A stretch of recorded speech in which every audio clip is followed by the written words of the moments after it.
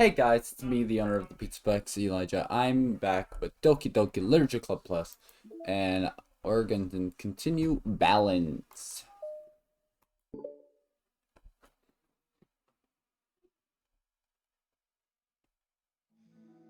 It's lunchtime. Siari, who usually buys her lunch, is making her way to the cafeteria like any other day. The clamor and bustle of the students is drowned by Siari's impeccable skill of zoning out. However, her imagination is momentarily interrupted by the glimpse of a familiar pink-haired girl. Hey, that's Natsuki! I never run into the other club members around school. Natsuki! Siri stands on her tiptoes and waves. Natsuki, who busy walking and chatting with her friends, doesn't notice Siri at first. Then she glances over in Siri's direction. Siri waves enthusiastically. Following her friends, Natsuki quickly ducks around the corner. Oof. Hey, she definitely saw me. Oh, because she didn't want to be embarrassed. Understandable. Monica is the first to arrive to the club meeting, then Natsuki. Diari, having glanced through the window to see Natsuki already inside, is unable to work up enough courage to enter. Natsuki's been so distant with me. I was stupid to think she ever wanted to be friends. Oof.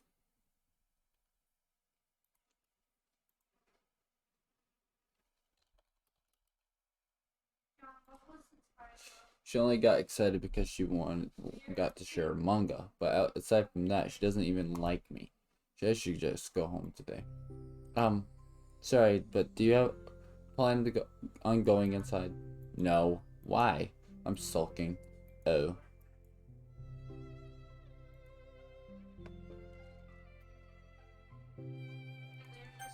Well, I'm sorry for bothering you. Excuse me. No, don't leave me. I'll stay here then. I don't want to go in, but I'm afraid of bothering Natsuki. I saw her at lunch today, so I waved and called her out, but instead of saying hi, she just ran away from me. Really? Not bad. Hey! Sorry, I'm sorry, that was a joke. It just sounded like something stupid that I would do from anxiety. From anxiety? Well, I just don't like attention being drawn to myself. Oh, well, that makes sense based on the person you are. But Natsuki isn't shy like that at all. I thought we were friends, but it feels like every day she's just trying to distance herself more instead of getting closer. It makes me feel like she was only spending time with me during the club because I was reading manga, but she doesn't actually want to be friends with me.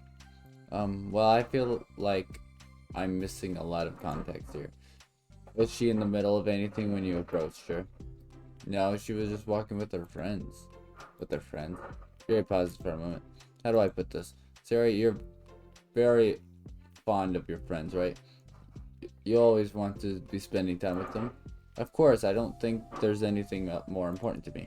I mean, the best parts of my day are always with my friends. Besides that, I really hate being alone, so... You hate being alone, Sari nods. We're very different people. I cherish my time alone. I wouldn't trade it for anything. So I think, well, if I was trying to have alone time and it was being threatened with an interruption, then it just would not make me very happy. Yeah, but that doesn't have any to do with Natsuki. She was already with her friends, not trying to be alone or anything. No, I think it's similar. Well, we're all friends in the club, but we have our own lives outside of the club as well. If you think about it, making friends isn't some casual occurrence that happens on a daily basis. A friendship is an invitation to intertwine with your lives together. But the capacity at which each person is ready to do that might be different. There are friends who just like to have fun together, and others who talk every day and share every detail of their lives with each other. I think when establishing a friendship, it's important to consider the comfort level of the other person. I mean, we don't really know much about Natsuki's life outside of the club. It could be that she simply needs to make friends at her own pace rather than jump head first into a new commitment. But that means I really was bothering her. I just really wanted to be good friends with her, so I treated her like one. Was I actually hurting her? I don't know, I'm sorry. My insight was really based on what I understand about my own needs. And Natsuki and I are completely different, so why was I so selfish? I don't see any fish. Oh, brother, this guy stinks! Just kidding. You gotta sell some fish in order to get some shellfish. That made no sense. I don't know. Maybe an editor can make it hilarious. It's time to stop! It's time to stop, okay? No more! Where the fuck are your parents? Who are your parents? I'm gonna call Child Protective Services. It's time to stop! Even all that is true, even if all that is true, then it still means I hurt her. I think I messed up. Yuri, with you, I think I was really careful to understand your needs when I was becoming friends with you. But I wasn't careful at all with Natsuki because she already seemed really social. I just took control of everything instead of looking for the right balance. Now I hurt her and she doesn't even want to talk to me. How could I let myself do this? I'm sorry. I think that, well, there was one time you told me something about the way I saw things in my head being different from reality.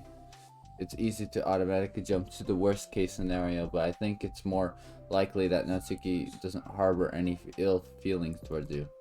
So I think if we were to realistically consider the situation, how it would cause someone to feel, I'm bad at this, I'm sorry. You're a lot better than me at things like comforting and reassuring people. Suddenly, Sayori gives Yuri a gentle hug. You're the best, Sayori. I'm sorry for burdening you with this. You're trying so hard for me. You're such a sweetheart. It's not a burden. I enjoy listening to others. And my friends deserve happiness. Sayori beams.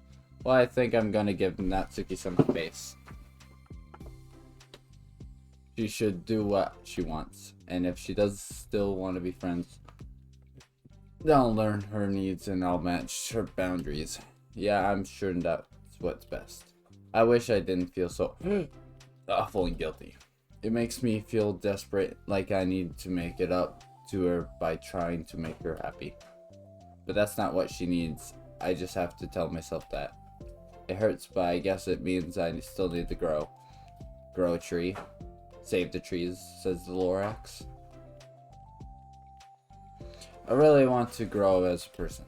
If it's to be better for my friends, I want that. That's very mature of you, Sayori. I'm mature. No, you're not. You're rated M. Rated E for everyone 10 and up. Rated E for everyone. Just kidding. Sayori hops up and down on her toes. So does that mean you'll be going home after all? Sayori shakes her head. I need to be here to show her that I respect her space. I'll just spend the club by myself today. Yuri nods in understanding. You can go in first. Okay. You're blocking the door. Oh, Sayori steps aside. By the way, before Yuri enters the club room, Sayori interjects. You said that you and Natsuki are completely different, but I don't really think that's true.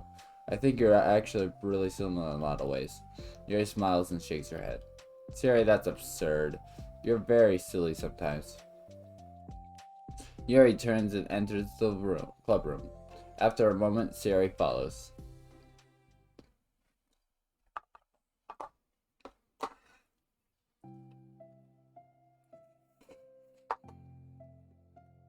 I got some ramen. I got some ramen. I got some rotisserie chicken. Oh, wait. No. The club room is quiet. When Sayori walks in, Natsuki glances in her direction. Sayori smiles and gives Natsuki a quick wave before sitting down across the room. Sayori's face is already buried in a book. Of course it is. You know who else is buried in a book? My mom! Sayori decides it's best to continue the manga she was reading, so she pulls it out. However, it looks like Natsuki isn't reading today. She has a sheet of paper in front of her and tapping a pen against her desk, staring at it. Oh, are we reading today? Monika speaks in a quiet voice, unwilling to disturb the peace of the club room. She kneels down at Natsuki's desk. Hey! Natsuki pulls the sheet closer to her and covers it with her arms. I'm sorry, I didn't mean to peek. Whatever. I just wanted to see how everything was going. Yeah, it's fine. Natsuki replies dismissively. She glances over at Sayori, who is focused on her manga. Monika follows Natsuki's gaze. I think she's mad at me. How come? I'm busy right now. Ask me later. Monika falls silent. Natsuki looks back down at her paper. She inches her hand away from the top margin, allowing Monika to see. It says, to Sayori. Understanding, Monika smiles. She places a hand on Natsuki's shoulder and whispers softly. I'm proud of you. Huh? Natsuki looks away, but makes no motion to remove Monika's hand. Monika gives Natsuki a shoulder a quick squeeze before standing back up and pulling away. Oh, it's an apology letter? The end of the club meeting passes. Yuri has already departed, so she has Monika after checking on Sayori and Natsuki to ensure they wouldn't stay too late.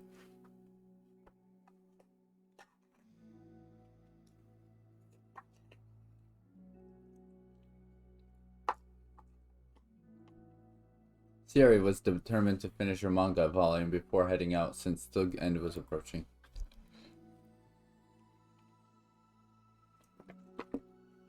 However, with Natsuki also staying late for an unknown reason, a silent tension hangs in the air. After finishing the volume, Sayori brings it to the closet to put it away.